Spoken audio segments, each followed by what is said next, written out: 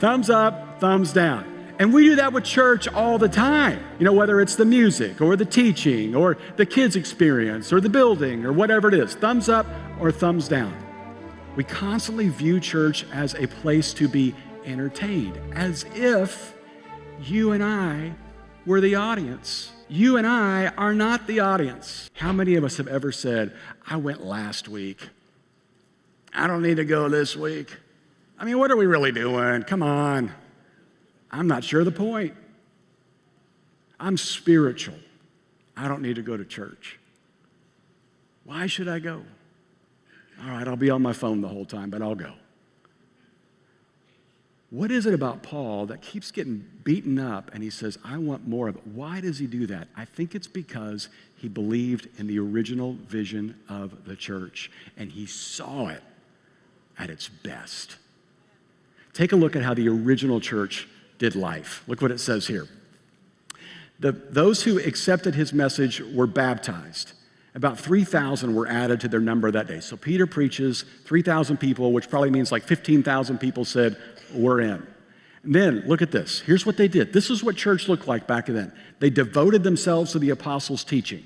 And what's cool about that is they didn't have to say, hey, let's turn to the book of John. They just turned to John. Okay?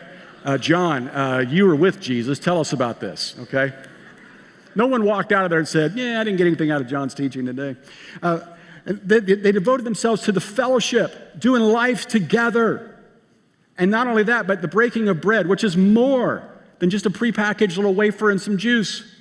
It was a meal where they would also share communion and also praying for one another. Look at the result of this.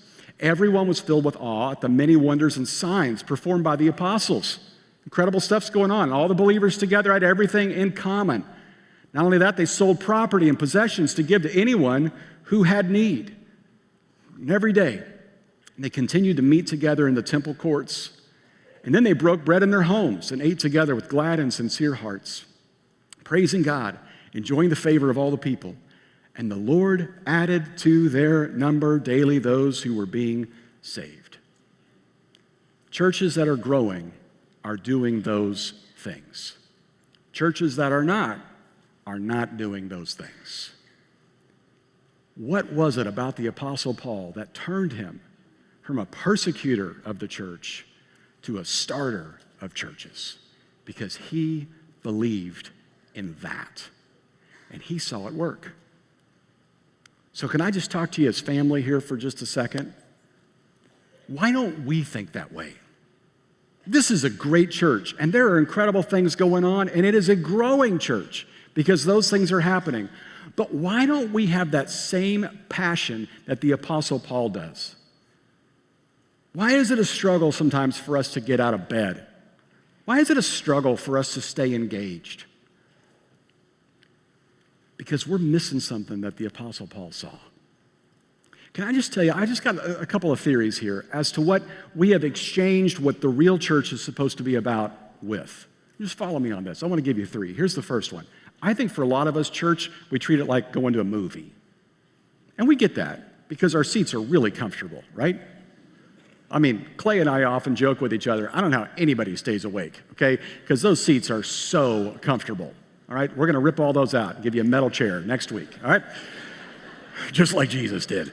No, but seriously, we sometimes, and I know this isn't you, I'm talking about other churches, sometimes we show up at church and we view it like a movie. And how do you go to a movie? You bring your snacks, you sit down, you watch the previews, you watch the movie, and you walk out and you do this. Thumbs up or thumbs down. Did you like it? Yeah, it was all right.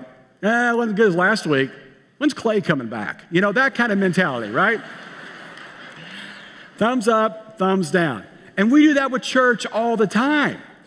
Whether it's the music or the teaching or the kids' experience or the building or whatever it is, thumbs up or thumbs down. We constantly view church as a place to be entertained, as if you and I were the audience. You and I are not the audience.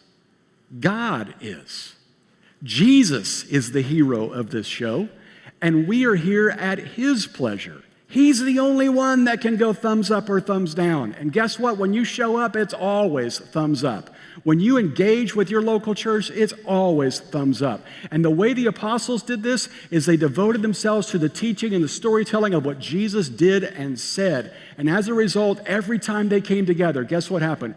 People found Jesus. And that's what being together is really all about. They devoted themselves to the apostles' teaching.